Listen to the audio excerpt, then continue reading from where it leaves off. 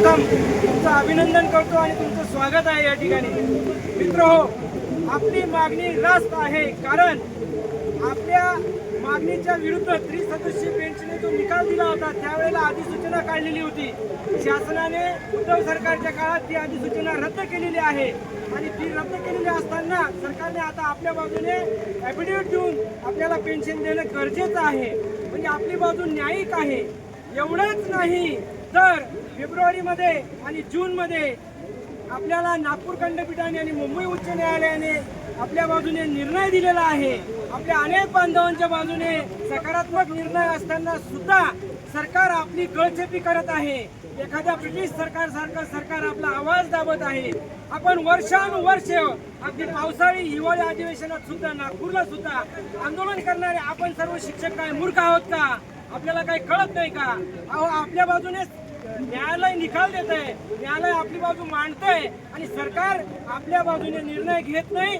सरकार इतरत्र सरकारी निधी वापरत आहे, जिथे कोणी मागत नाही, जिथे कुणाला गरज नाही त्या ठिकाणी आपला हा पेन्शनचा निधी जातो का काय? आपले बरेच सहकारी मृत्युमुखी पडलेत, स्वर्गवासी झालेत, आपले निम्म्याहून जास्त सरकारी सेवानिवृत्त झालेत। त्यांचा सरकार कधी विचार करणार आहे? सरकारने जी आर काढला आहे की जे मृत झालेले शिक्षक आहेत त्यांच्या कुटुंबाला पेन्शन। मग आता जे माझे सहकारी इन सर्व्हिस आहेत त्यांनी आत्महत्या करायची का?